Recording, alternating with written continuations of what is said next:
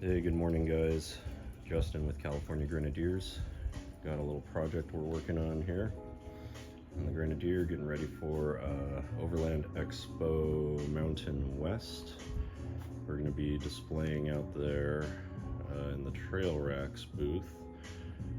But I thought it was high time that we got some lights on this car. As you guys know, the auxiliary lights are a bit annoying. They need to be switched on with the off-road mode and the high beams, so that basically eliminates the usefulness of them everywhere else. And you're not always going to be in off-road mode and on the trail or needing the high beams, so it's a little bit frustrating. I do like the switch, the factory switch that's there. I want to try to figure out a way to kind of bypass that and still use the switch. It'll probably just have to be kind of like a straight hardwire there. I just simply don't have the time. But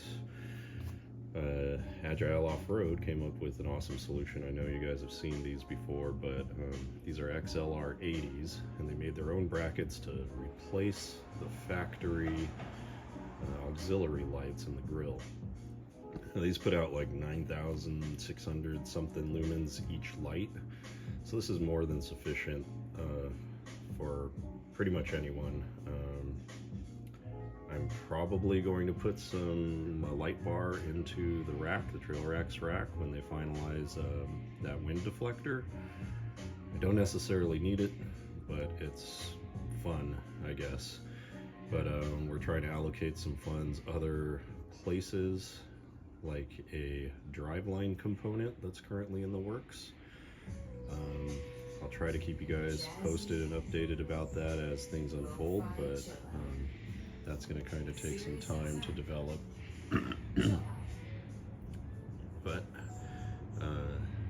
John over at Agile Offroad got these set up for me kind of in a rush fashion, so we can get them installed for the show. Real simple. It just comes with this wiring harness and the lights. It does come with additional lenses, like clear lenses, if you guys want clear lenses. I don't need the clear lenses. I want the amber lenses to cut through the fog and the dust on the trail. You could spec out different lenses if you wanted, like Spot. I like the driving combo. Kind of acts as sort of a fog. I think they do make DOT lenses as well, but this is a good option. The driving combo has a far throw and a wide throw, and also a kind of low throw for that fog clearance and dust clearance. So this kit, instead of plugging into the auxiliary light switch, this one plugs into the 25 amp load switch, so it bypasses the whole thing. There is also, they make a wiring harness that'll hook to the 10 amp load switch for those of you that don't have the high load auxiliary panel.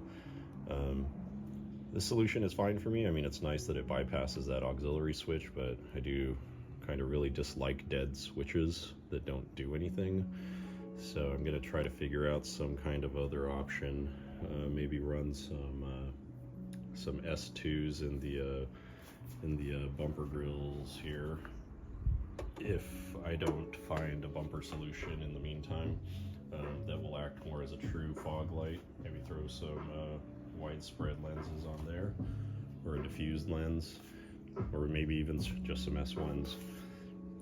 But this is this morning's project. I'll try to get some install videos of some disassembly. I don't have a cameraman, so bear with me. It'll be cutting in and out as I try to capture some video and some walkthrough as I do it. Okay, so first step is we've got to take these 4 Torx bits out. I believe they're T30 on both sides. That'll give you access to pop those off, and then you got to pop this part off. There's some Torx bits back there that you also have to take off. and then that'll allow you to take the clips out of here and then lean this forward or pull it out, however you choose, and then you'll be able to access the shrouds that hold these lights in. Get those off, switch it out with the new ones, plug it all back in. So we got that panel off, that just pops off, kind of goes to the right. Once you take those screws off, it clips in right here, and right here, and then it kind of like slides in over here, so you just pop it off and go that way, and it just comes right off. You're not going to break anything. And then you got to take this weather strip off. So I guess there's kind of two ways to do it. They're little T slot things, and this rubber is very pliable, so you could just like move it forward and slide it off here, or pull it back, slide it off and up and over. Or you could use like a pry tool. I only have a metal one, I don't have a plastic one, so I would use a plastic one to kind of pop those out if you want. I'm thinking that it would be easier to pop them off with this on already. That way when you go to put it back in, it's easier. They're right there, you just pop them in. Whereas if you leave them this way, you gotta slide it back on. I mean, both ways is, you know, kind of a pain, but you can do it either way. Either way is gonna work. So I just wanted to show you guys that. You gotta go all the way around to where this line is, because that's where the bezel is for the for the grill. And now we're gonna work on the other side and try to pop this piece out here. Alright guys, so we got this piece off. Just so you guys are aware, so it has like 4 bolts holding it in, 2 big ones on the left, 2 small ones on the right, T40, T30 Torx.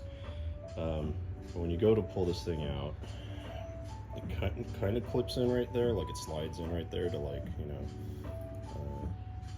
keep it in the right spot.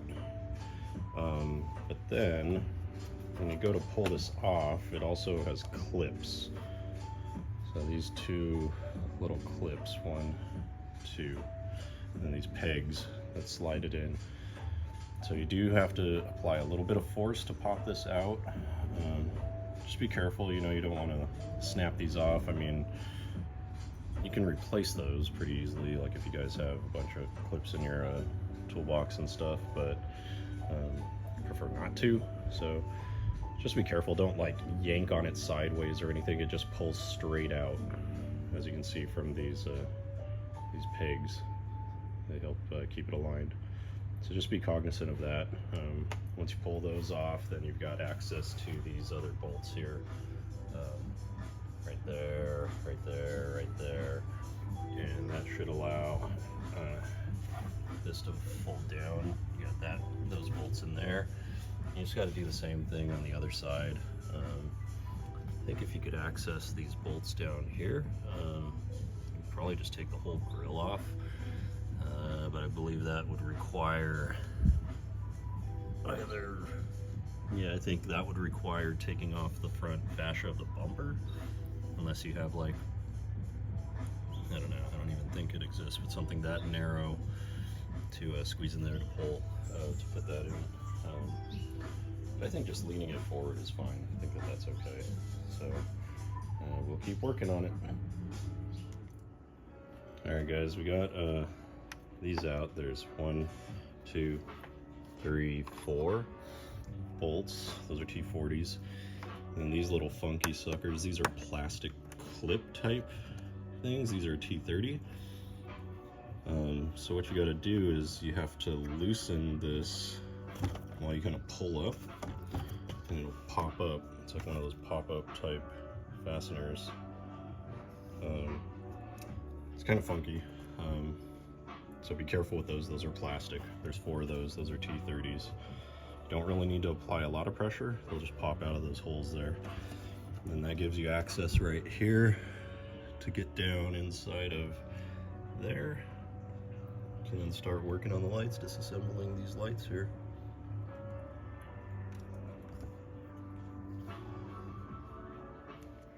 Alright guys, we got those bezels off. got a little, I mean, I found something. Found a tissue box. It's for all my tears that I shed for all the money I'm spending on this car. But use a little tissue box to pry in between that little radiator grill and the actual like aesthetic grill to kind of keep it open while I unscrewed the 4 bolts down there on the lamp housing. So we got the bezels off. So one thing to note, even though you get the 4 bolts out, you'll feel that it's still in place. So there's these little indents or extrusions, I guess. They clip kind of into the surrounding plastic piece around the grill. So you just have to tug on it a little bit. It's very slight pressure, but don't want you guys to freak out when you pull on it. Some people might feel like it's gonna break. It's not gonna break. But again, be careful. All right guys, so got that bezel off. There's these little grommets. Try these guys.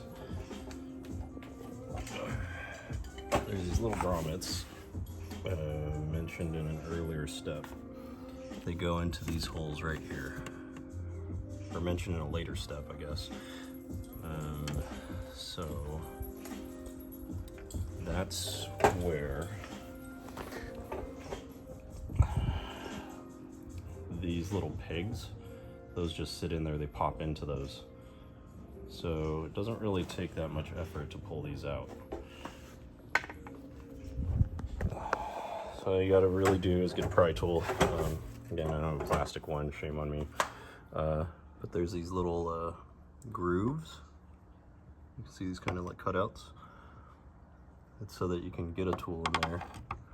You just kind of pry up a little and they'll pop out. They just pop right out. So not a difficult process. Those come out. There's those grommets in there. And afterwards, you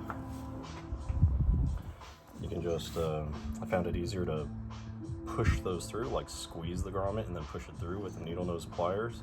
You could probably try to pull them out on the other side too, or push them through the other side.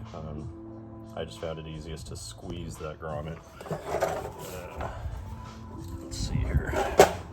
Kind of need 2 hands, but what I did was you just squeeze it like this. If I can do it. And you just kind of push it through like that. And then that's why you need 2 hands. You got to grab it from the other side. So that's how you do it, guys. So these are side specific because of the wiring. This is the dryer side, so you put this on the dryer side. I guess that side doesn't get as wet.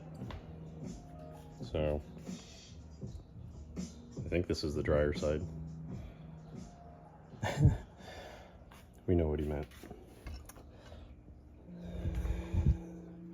And this other one's the passenger side, or the pass side. So I guess you pass on this one. You don't install this one, you just pass it. Yeah, you guys get what it means. So passenger side, we'll see how it goes in. So it would go in like this, because that's on the bottom. It's gonna go like that. It's the fun part. All right, guys, got these guys installed, or mounted rather. Still got to put the bezel on, but I kind of wanted to show you guys what that bracket looks like. So it bolts in on the top and bottom from the inside out. Let's see here. So as you can see, it just bolts through the original factory like light bucket, I guess you could call it, or shroud. The kit does come with these stainless steel locking type bolts. They have the ridges on the back side of the flange bolts. So those will bite into the plastic, which is nice because that helps to kind of lock it in place. Although I would highly recommend using a little bit of blue Loctite, because things tend to rattle and shake when you're off-road. This is kind of a pain to get to, because you have to take, you know, that light shroud off, that light shroud off, then you've got to unbolt all the bolts down here, then you got to pull this weather strip, and you got to unbolt those things, and you got to pull it forward, and then you have to take off the other little bezel to get to that stuff. So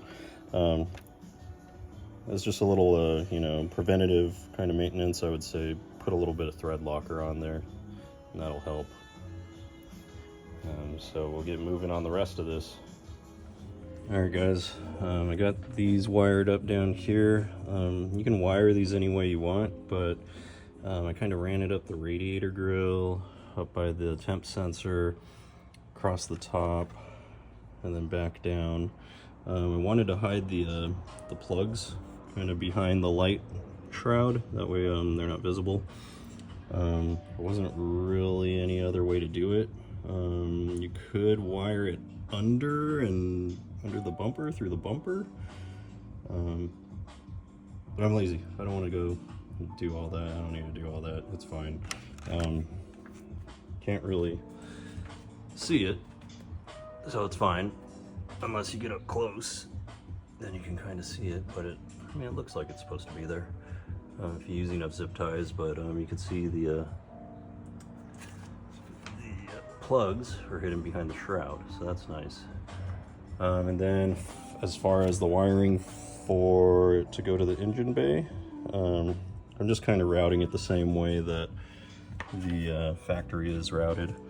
And you just kind of got to fish it through, and then it comes through, and you have to reach down under, and I kind of popped it up over here, and then the access is over here, so all we got to do is splice it in and power her up. Alright guys, so we got it all buttoned up here. Let's take a look here. This is a great addition here. So we've got XL-R 80s, round peg and a round hole. Got the driving combo. It just looks beautiful. It fits perfectly. It's like meant to be there. We tucked up the wires. Kind of see them there, but that's like, you know, you got to look for it. Putting it back together, you know, is just the reverse process of taking it apart. Went together very smoothly. The pain in the butt part, of course, is the wiring. So we wired it down here. The harness was a little bit short. I mean, it's the perfect length for what you need. No excess. I do like a little bit of excess, but it was fine. Like, I had enough space. The issue is the factory wiring. It's like, I taped it up, but the factory wiring that comes out, it's like super short. It only comes out to like right here. So trying to work in there is a pain in the butt. Trying to get the crimps on. I ended up having to cut the crimps off that it came with, because I had some like slightly bigger electrical crimps that fit better.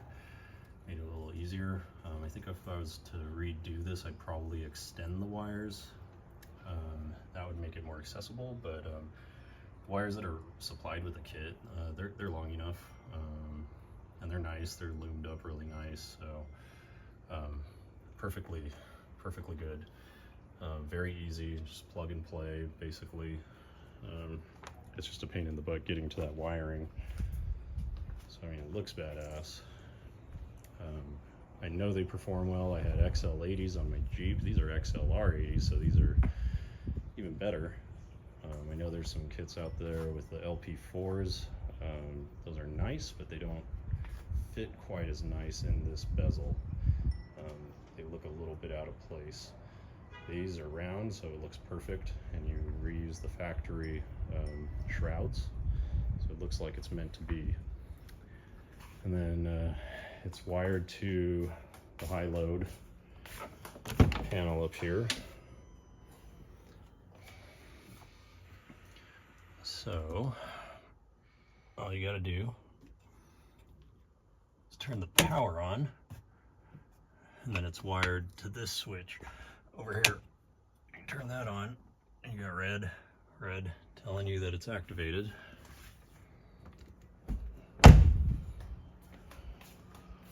Can't really see because it's daytime, but these suckers are bright. I'll do some testing with you know, the beam pattern and stuff to show you guys once it's nighttime. They did come up with a little additional switch, like a trigger switch that grounds the lights to the ground, obviously. Then you switch it on and off. When it gets like about 25% power, they kind of act as like running lights. So that's a cool feature. I didn't put that in yet. They don't quite have it ready yet, but they will shortly. They have it going to the footwell in the car, that little footrest, so you can just turn it on and off with your foot. They have it like mounted up here somehow. I might do something different, I'm not sure, or I might not do anything at all, but pretty happy with the way that this came out. I would say that if you are mechanically inclined, this would probably take you about 2 hours if you go nice and easy.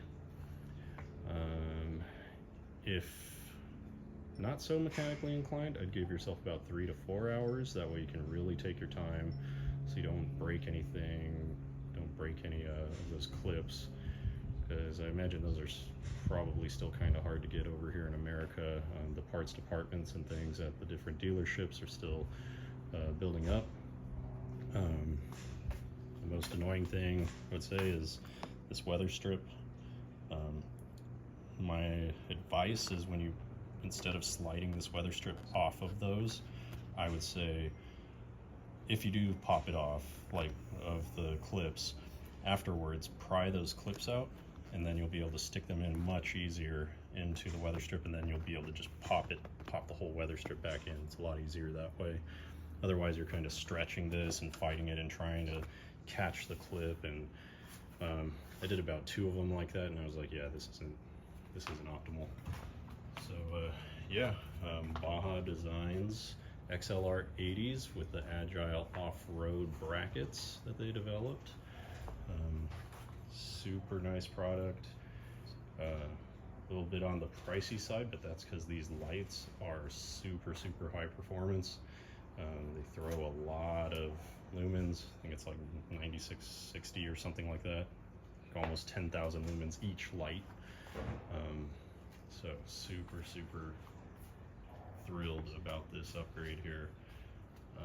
And now I can actually turn them on and off with the flick of a switch, rather than having to go to off-road mode and then putting the high beams on and putting the light switch on. I can just flick the switch. So that's really nice. So let me know what you guys think. Ask any questions you have. Please like, follow, and comment. And see you guys around.